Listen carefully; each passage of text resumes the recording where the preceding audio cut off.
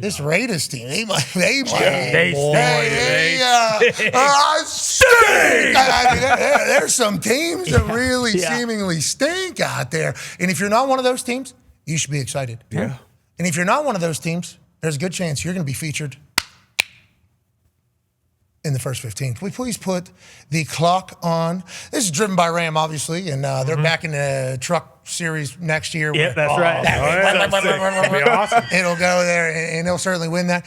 We put 15 minutes on the clock here, but it doesn't mean we're going to take 15 minutes. This is for us to realize how long into the program we are, and also a goal. Now, we are normally hovering around 32 minutes per episode. Sure. Okay, so we are more than 100% off, but we are going to try to shoot for the first 15 minutes, but everybody knows the first 15 is in reference to the first 15 plays. Exactly. First 15 plays. Yes. Okay, we put the minutes on there just to kind of, maybe. We are who we are. Gotta have something. All right. Like certain teams, we like to run that clock all the way down. We am what we am. Yeah, and Indianapolis Colts before half were doing what they were doing with the clock, and J.J. Watt with his glasses on wasn't happy about it. Jeez. We'll talk to him about that on Wednesday. First 15 on. Here's the top 5 headlines coming out of Week 7 Sunday in our eyes. How about some bucking mile-high magic? We alluded to it just moments ago. 33-point fourth quarter for Bo Nix, Sean Payton on DT Day as they were honoring Demaryius Thomas's life, and his teammates and the Super Bowl champions were in town, and there was a statue unveiled, and everything was magical out there. You would think that the Denver Broncos would have been riding that high. Those types of football gods games don't come around that much. This one felt like one from all parties. So when Jackson Dart, Scadaboo, and the boys went in there and put up 19-0 going into the fourth, everybody was surprised. Well, don't look now, Bo Nix gets back into the game. Let me go ahead and drop this thing. Oh! Wow. How you doing? Keep it moving. Crazy. Football gods, baby, on their side. Yeah. Get a deflection, get a tud. All momentum's on their side. Football gods blessing them. Nope. Jackson Dart says we could do one of those too. Booped it to Johnson. Kidding me? Johnson scores. Now that obviously is going to make it 26-8. We're right back where we thought we were a couple of seconds ago. Bo does not bow down. He answers. Bo on the move. Thibodeau, no edge, no chance. Bo Nix, touchdown in Denver. And all of a sudden, with 5 minutes left, we got a real game. Yeah, we do. 26-16, 10 points, only 2 scores. What's Jackson Dart going to do with it? 4:56 left. Other team has 1 timeout, Jackson. 3rd and 5. Oh, no. Jackson. Oh, no, Jackson. Jackson. Rookie mistake from the rookie quarterback of the New York Giants. Will Bo Nix take advantage of it? Why, certainly. Once again, on a rollout, drop off to Harvey, touchdown. Bo Nix, so that's a turnover. That's a touchdown. Big Mo's rolling. How you feeling, Okereke? Not great. 26-23. Did they leave too much time for Bo Nix to come back? Yes, and then some. Give me that touchdown. 1:51 left in the game. We take a 4-point lead. 30-26. Jackson Dart was given no opportunity to come back. Is Jackson Dart going to be the guy who leads his team in final minutes of games? Yes, he is. Runs it himself. Did they score too quick? Uh-oh. No. Did Bo Nix score too quick for Jackson Dart? Did Jackson Dart score too quick for Bo Nix? Well, let's just go through the procedural extra point here to make sure everything's really copacetic. Miss. Oh, no. What? Miss. No. 33-yard extra point. How old was DT when he passed away? 33 years old. How much time is about to be on this clock right here? Oh, my God. 33 seconds. Bo Nix has 33 seconds. Down 2. Finds Mims over the middle. Shot Bo Nix. No timeouts. What are you going to do? Hurry. Rush. Kill. Situational football. Stupendous from Bo Nix. Offsides. Can't get back in time because you're injured. Let's go ahead and tack on 5 more yards. Then are we done? Are we settled here for a field goal? Will Lutz? No, let's find Cortland Sutton, the man who carried on DT's tradition of bringing donuts in for the wide receivers. Gets a massive catch to put him even more into field goal range. Down 2. Bo Nix, kill at 3 seconds. Will Lutz walks on the field.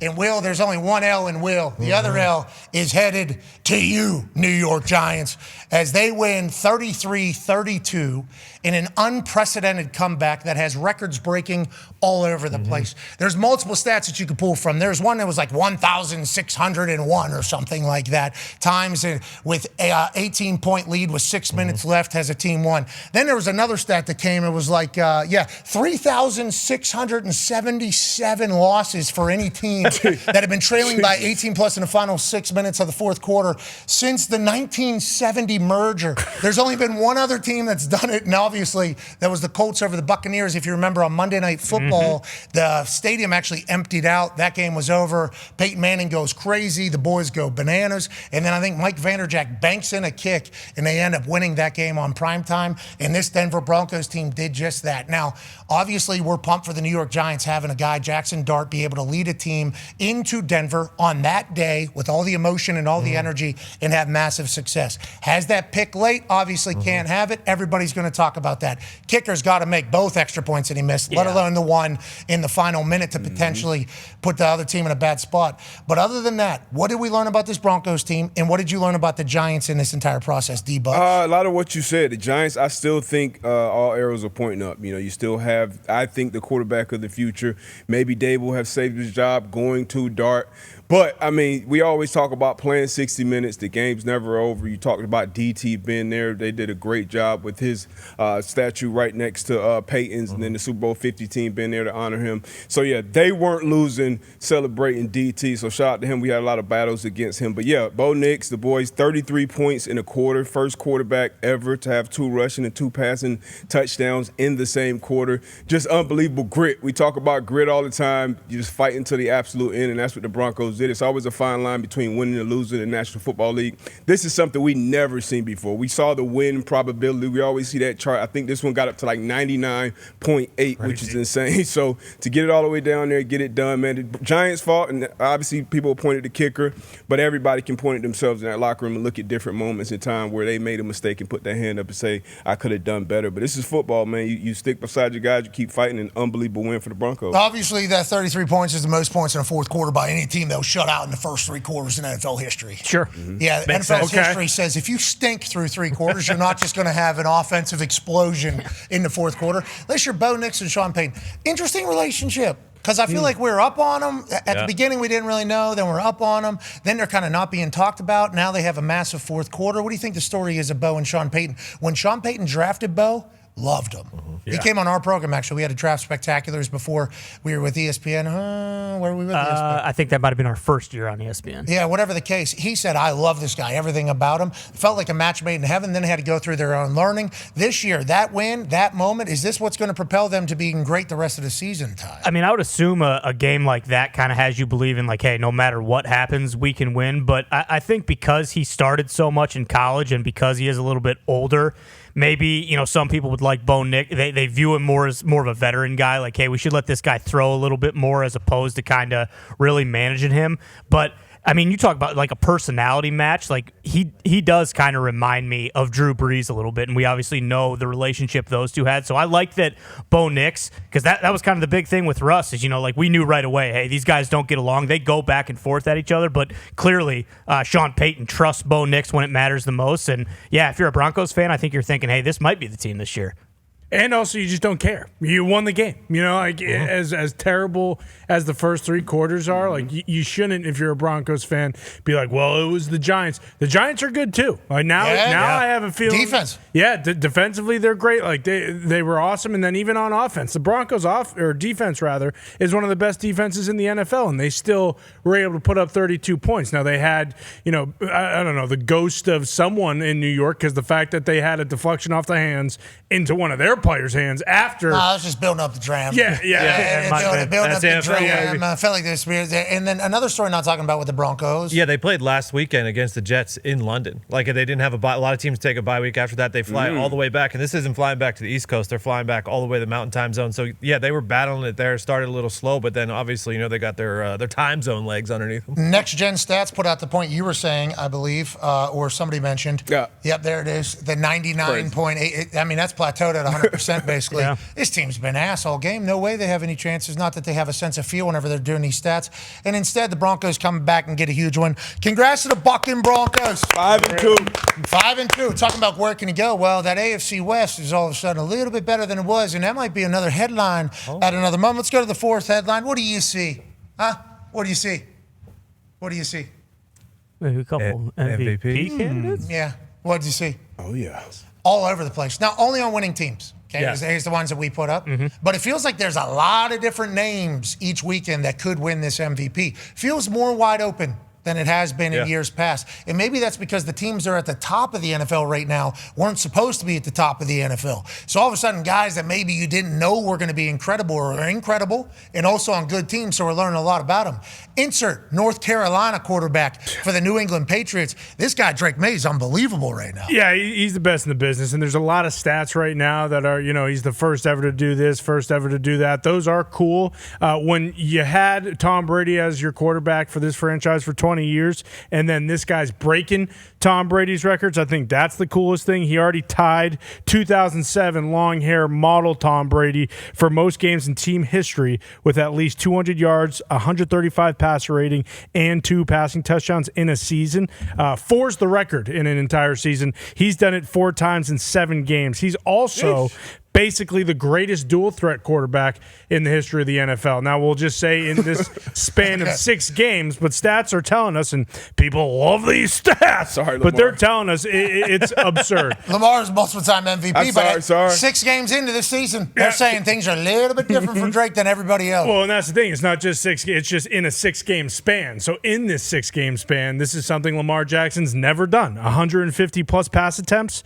75% completion percentage, 125 passer rating, and 150-plus rushing yards. So no matter what, I get it. There are other fantastic quarterbacks. He makes no mistakes. He's taking what the defense gives you, which I feel like is a big problem. At least last year, that was a big talking point. Hey, everyone's running cover 2. Everyone's cover 2. You can't attack anymore downfield. You can't do those type of things. And instead of trying to attack and making mistakes, he's just giving them what the defense is kind of given. And then now he's 5-2, and we're talking about him as an MVP. It's unbelievable. It's crazy what the Patriots have been able to do. Vrabel's going to feel so good after that win. Let's talk about Dak Prescott now for the Dallas Cowboys. QBR 81.4 through 7 weeks, 7th highest ever right now. Breeze, Lamar, Rodgers, Peyton, and Brady have had a higher one this far into the season, but that's obviously some epic names. And his records against the Commanders, I guess we should have known going in that he was just going to cook them. Yeah. He goes into Washington as a Cowboy and beats the hell out of them. Okay, he's like LBJ. Yeah, he is. He is a Cowboy LBJ going into Washington doing his thing.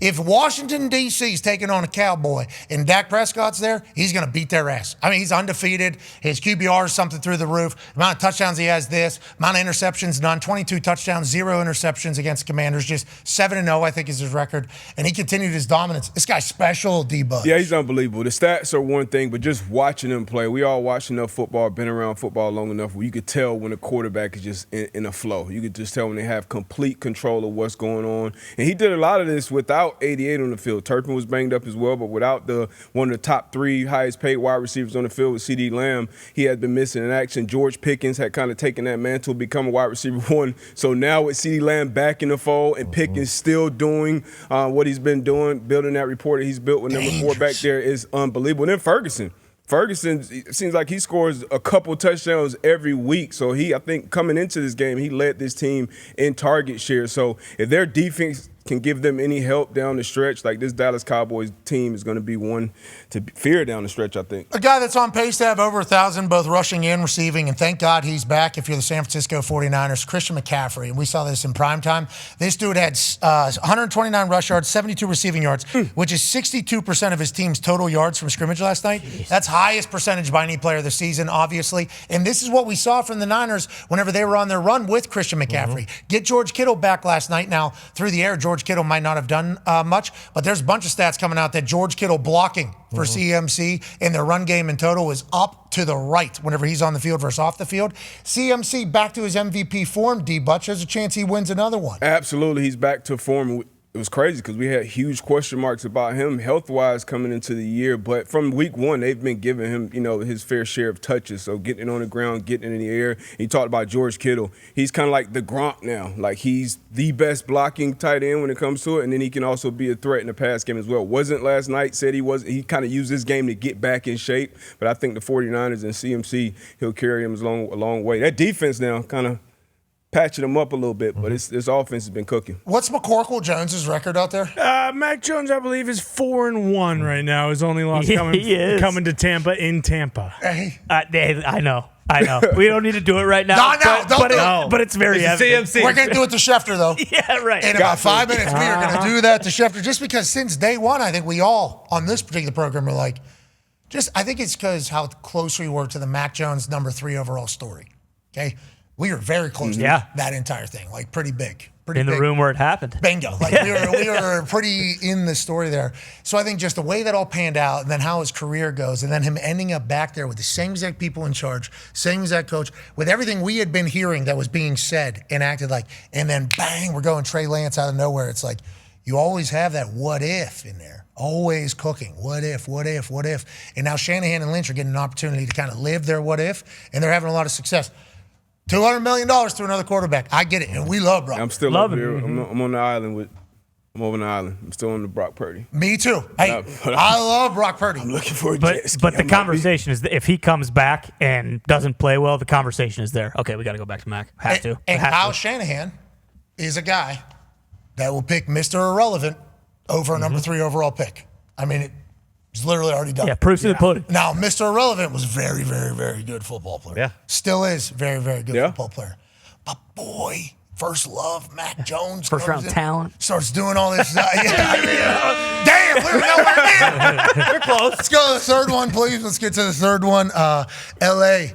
lights up. Oh, I'm sorry. We got another. I'm sorry. Jeez. Yeah, Cannot get past this. Yeah, we're you doing could. MVP talk still. Oh, here we go. I see him every week. Okay, I see him with my actual eyes whenever we're down there on the field, and these boys are getting after it. Then we're obviously watching them on TV as they're playing against the Minions. And I would like to say the Gru post that the Indianapolis Colts did was brilliant. Really I think that was very good social media. They should be incredibly proud of that particular play, especially after a big-time win. Chargers are known for having great uniforms. I think these uniforms should get thrown out. Yeah. Agreed. Forever. I mean, it's hurt us, Colts fans. We're forced to watch you guys wear this shit, okay? I love the Chargers. I love the Chargers' creativity. I like the Chargers' mindset. I like everything about them, actually, except for these jerseys. This was disgusting to wear against us. We had to look at this. All Colts fans had to watch this. We had to watch these yellow things. Now, on that note, it was pretty good vibes while we were watching. Sure. Great This vibe. Indianapolis Colts team, Easy vibes. everybody's eating. Everybody's eating. Danny Dimes could be in the MVP conversation. Jonathan Taylor's going to score 3 touchdowns a game. He's on pace to maybe have 4,000 touchdowns. They're talking about everything he's on pace for. The amount of tuds he has, combined like 4 other running backs that are all big-name running backs, and his dance is sick. So I'm talking about, when you talk about a branding, when you talk about performance-wise, the Colts are it. The only thing that's bad is people aren't going to want to show these highlights because these damn Chargers uniforms are all over them. Now, I still believe in the Chargers. I still like Justin Herbert. He went for 421. Who did he throw the ball to? Doreen, Oronde Gadsden. Exactly. Okay, so the second. so we believe Miami Dolphin legend. we believe in Justin Herbert and the Chargers. We are still fans of that. But this Colts team is kind of doing what like Vandy was doing to people last year. So, like, nobody really thinks the Colts are really fucking good. Yeah. So whenever the Colts beat your team, the fans have full panic, full meltdown or whatever. You know, like, I think a lot of people out on the Chargers because they lose to the Colts this way. It's like, hey, the Colts are we're a wagon. Yeah. 2 MVP candidates leading it on the offensive side. And that man, JT, and the quarterback, Danny Dimes. It must be a great time to be alive, to be these boys. And all they keep saying is all the right things, D, but we haven't done anything. Still early in the season. We got to keep going forward. They're a mature bunch that hasn't really been on the stage that much. I love that, and the fact that everybody, a bunch of the pundits and talking heads still aren't really giving them that credit. It's still going to be, I think, probably the Chiefs is going to be the conversation now with how they're playing, but they're rolling. And you kind of, as a coach, that's easy to motivate elevate the squad. You know, you don't have to deal with as much rat poison. But if these boys keep playing like this train, people are going to keep jumping on this train. Danny Dimes, you talked about it. He's just finding guys. The offensive line, it always starts in the trenches. They've been protecting them. He's been dissecting defenses. And then Jonathan Taylor, we know all of the great running backs that have come through this organization. He has a chance to be the very best one when it's all said and done. Already up to 12 touchdowns. You mentioned earlier, third game already this season with 3 touchdowns, leading the league in rushing, leading the league in rushing yards as well. Like, he is a dominant force. So, yeah, we got 2 legit MVP candidates on the offensive side of the ball. JT, valuable running back. He's a valuable running back, scores so many touchdowns for us. Might be most valuable player. Yeah, he might be. He might be the most valuable player. The most in the entire league. And then Danny Dimes going crazy. Here's some stats about this Indianapolis Colts offense juggernaut, led by Shane Steichen here. Most points per drive in a season. Colts 3.5. Patriots in 2007, 3.2. No big deal. They were great, right? Wow. 2007 Patriots. Yeah, very, very good. Highest drive score rate in a season. Colts in 2025, 63%. 2018 Chiefs, ever heard of them? 53%. Jesus. Fewest punts per drive in a season. Colts 19% of the time were punting with Rigoberto Sanchez, who's a great punter, by the way, just would like that to be known, and an incredible holder, which was on display this weekend with people not being great at holding. 2018 Rams, 24%. Were they good? Yeah, I think so. 7 games in, but still, that is ridiculous company keeps, says Hembo. Thank you, Hembo. Yep. With the little tagline at the bottom. Yeah. That's crazy. We didn't punt for like 3 weeks or whatever. Yeah. It's like Dimes knows exactly what to do in every single play. He knows exactly, like, even where to run. And then if it doesn't work out, Jonathan Taylor's vision is... He'll cut that shit. I mean, he's going obtuse angle. Yeah. Back and then it's wide ass open over there too, because our offensive line has been doing incredible job. So it's fun to watch. They're not the only ones. There's a couple more MVPs that we saw from winning teams this weekend. How about over there in London, Dahn, or Matty Stafford? Now, this guy's special. And obviously, Devontae Adams goes bananas, and Matthew Stafford's still doing that Matthew Stafford shit. Now, he needs not to wear cleats over there on the Baltimore Orioles pitching mound. Yeah. Good point. Okay, even though that might be the best pitch that mound has seen in a while.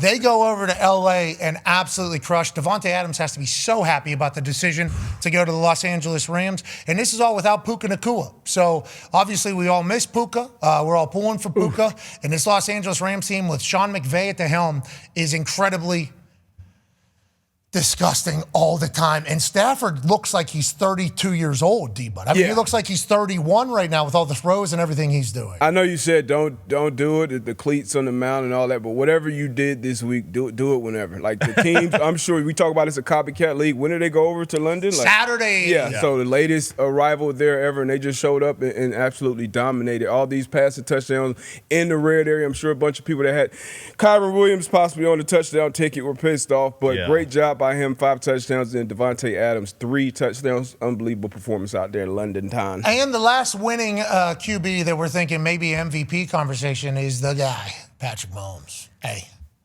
I don't want to say this because it sounds disrespectful. Patrick Mahomes is the greatest at football again. Yeah. And the only reason why I'm saying that is because he's playing like he was playing a couple years ago. So their offense kind of transitioned into a different offense, whether it was the personnel that they had. Remember, there was a time where they didn't have anybody to catch the ball. So they had to go on the run game. They had to do defense. They had to be very conservative. There was a time where he was wide open, throwing it all over the place, running all over the place. And they've had success both ways. Feels like we're back to Showtime Patrick Mahomes. Feels like it's time. He'll put the team on his back if he has to, but we're throwing the ball all over the place. We're no looking. We're doing absurd shit on a regular basis. And it'll be a headline here in about a second. Everybody knows what's going on with the Chiefs right now. As soon as anybody starts seeing some of these highlights, Rashee Rice is back. How you doing? Keep moving. Let's go ahead and force feed him a couple touchdowns, make sure he feels welcome. We got Worthy as well. Oh yeah. And we got Travis. Oh yeah. And we got Patrick Mahomes from a couple years ago when he was putting the team on his damn back as opposed to the conservative offense, Patrick Mahomes, that he had to be. Once again, I don't want to say that he was doing anything by choice. Had to do it to win it.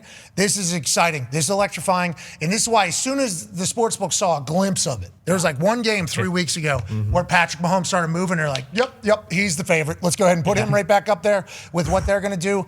That AFC West is tough. There's the odds. Obviously, we didn't put Baker on today's list of MVPs that we saw over the weekend because he plays tonight. So let's go ahead and get excited about that. Same with Jared Goff. So we apologize for not doing that. And, Yeah, I think there's a lot of great football right now with no standalones for who the MVP is. Now, let's go to the third headline, shall we? LA lights up London. To your point, Darius, this is another international game, another weekend, a 9:30 Sunday Eastern time game to wake up to, have a little coffee, hang out with baby girl, watch her eat some eggs, and then, oh yeah, we got football playing. That's amazing news. Who did I pick whenever we were doing the picks? Oh, the Jacksonville Jaguars, because Liam Cohen had a lot of time in LA.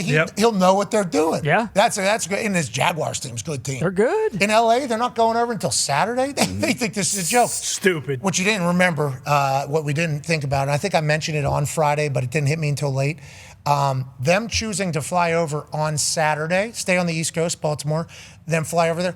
They have those long-ass flights on a regular basis. Yep. Anytime they got to fly to the East Coast from LA, it's 4, 5, 6 hours. So if they're in Baltimore and that's a 5-6 hour flight to London, for them it's just like, we just got to get used to playing in the morning. Other than that, it is status quo. And they just beat the hell out of the Jacksonville Jaguars. I mean, they looked fresher than any team I've seen go play international. Yeah. They look better than everybody. And they might have had it figured out. And this team's for real yet again, Darius. It's for real. Now, offensively, they're always going to be for real with Sean McVay and Matt Stafford calling the shots. But defensively, with Chris Shula and some people are calling for him in some other places to take the reins. But that defense is absolutely dominant. It starts with the front. It's in the blood. First, It's in the blood. Fisk, Turner, just a bunch of dogs up front. Chris Shula has the boys rolling, hunting. They lead the league in dime personnel, so they're going to get stops. But offensively, they're going to score points week in and week out. You talked about it. This was without Puka, who was a top 2, top 3 wide receiver when he was playing this season. We expect him to pick up right where he left off when he gets back in here. But, yeah,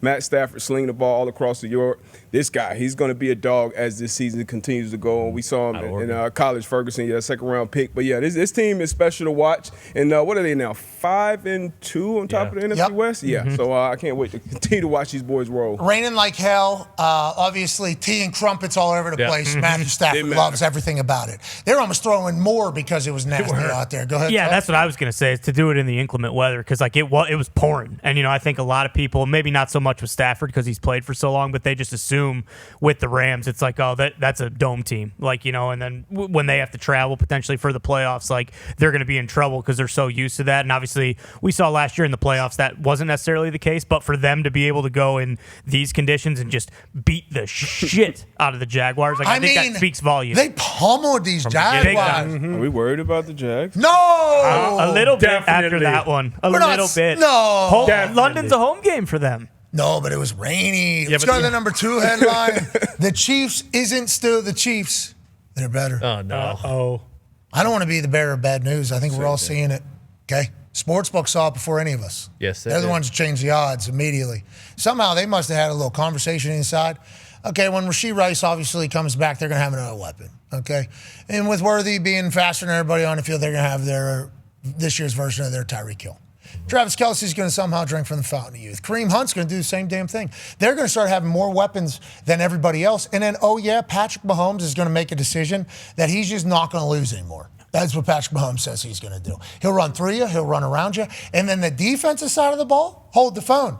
They have a shutout. Are they good too, D-Butch? Well, look.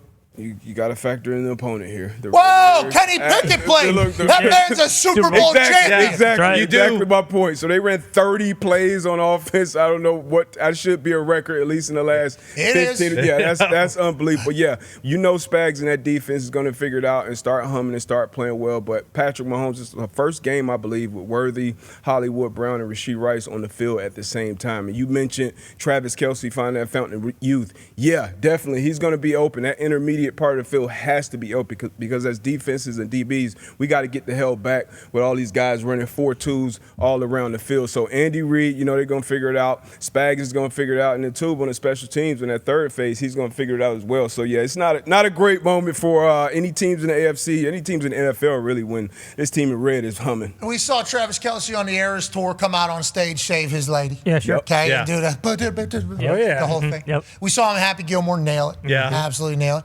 Obviously, we've seen Patrick Mahomes do some commercials, and we've seen him out there kind of doing his thing.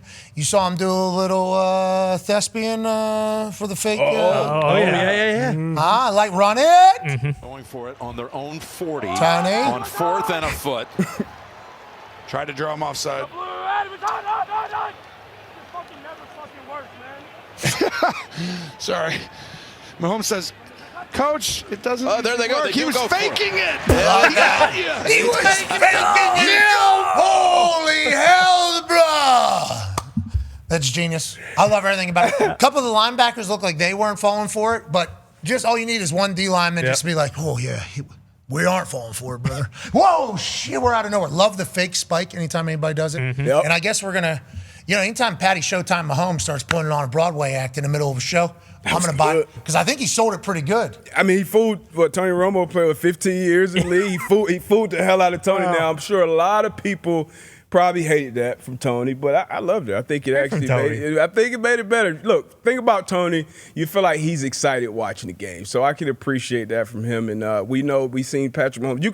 You never know what to expect with this bunch, whether it's spinning around in a huddle in the red area or something. They always got something up their sleeve. So it's the Raiders. Sure, why not go for it? Yeah, I mean, it's only 7-0 at that point. Little did they know that would be the Raiders' final score. And Pete Carroll, I don't know if he's loving necessarily coming back into coaching to be the Raiders. And what's that conversation later? We'll certainly ask Schefter here in a matter of moments. Then the number one headline. I'll let you guys read it at home with your eyes first. Colts win the Super Bowl. I mean, it's so cool.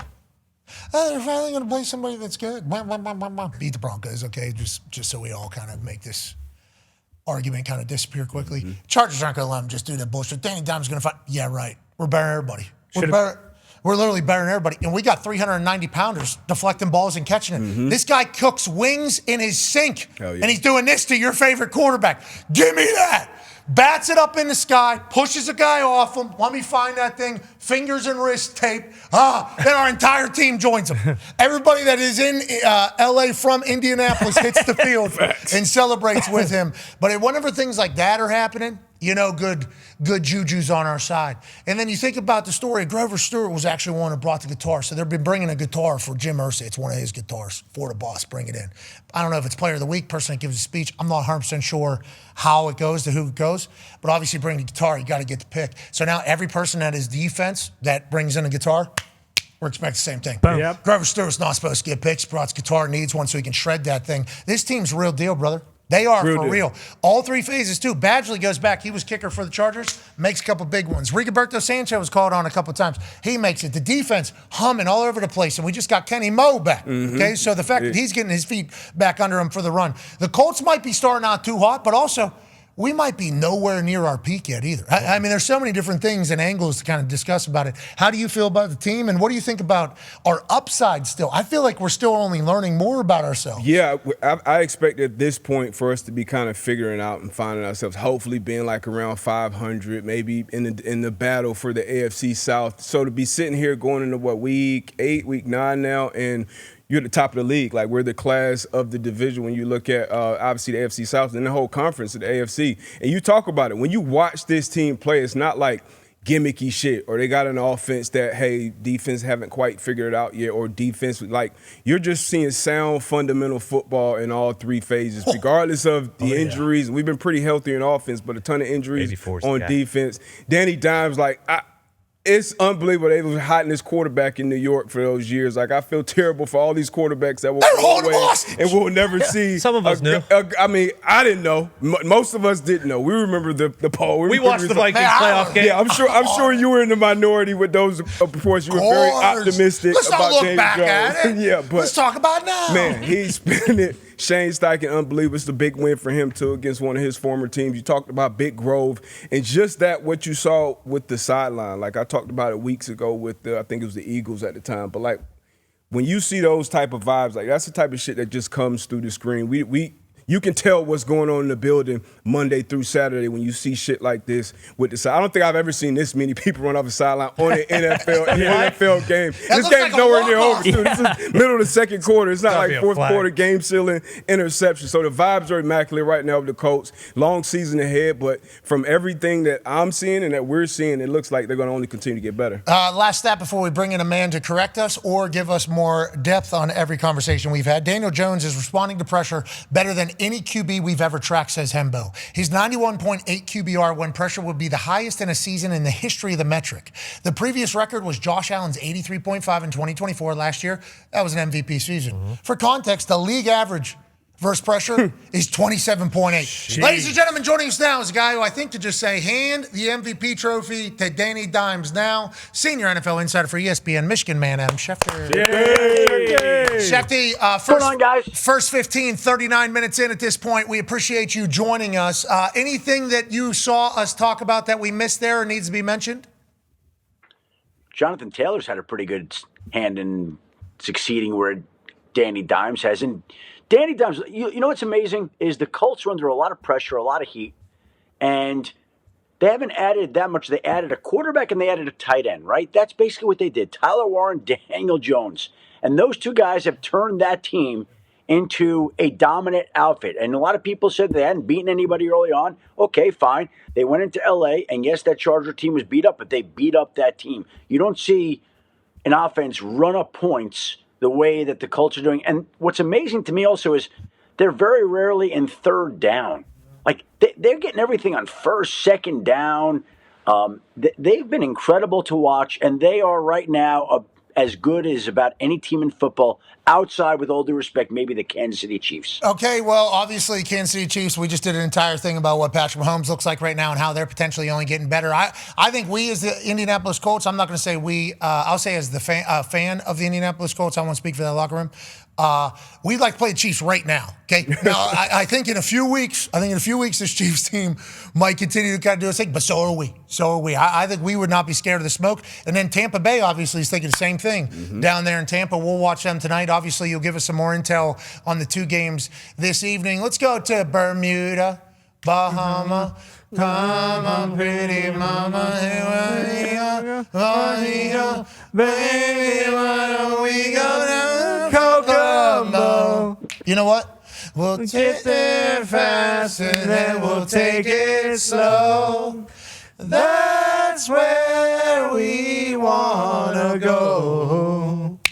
Way down in Kokomo. Let's talk about the benched boys. Okay, not the Beach Boys. Let's talk about Tua, Geno, and Justin Fields. Obviously not a super positive thing to chit-chat about, but the benched boys is how we'll refer to them. What should we be expecting for their stories going forward? And is this just because the team looked like trash on this particular day? Let's go ahead and scrap off and move forward.